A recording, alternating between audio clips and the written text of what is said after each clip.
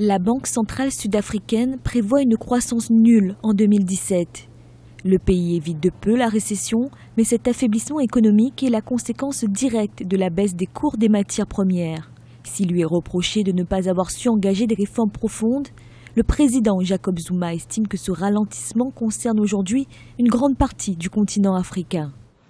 Si le continent africain se développe plus rapidement, nous devons répondre à certaines contraintes.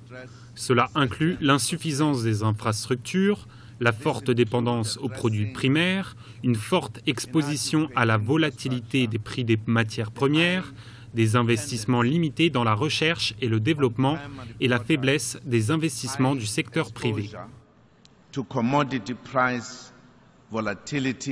La crise économique a également accentué les inégalités déjà prononcées dans la société sud-africaine. Les autorités comptent désormais sur le plan national de développement qui consiste notamment à créer 11 millions de nouveaux emplois d'ici 2030.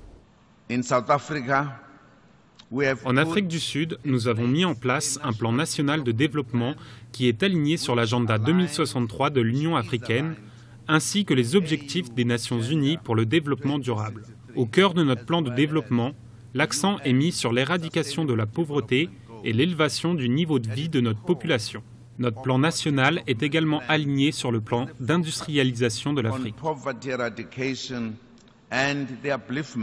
Malgré des prévisions moroses, le pays a connu un rebond de sa croissance au deuxième trimestre 2016. Une reprise due à la progression du secteur minier qui découle de la hausse de la production de platine, dont l'Afrique du Sud est le leader mondial.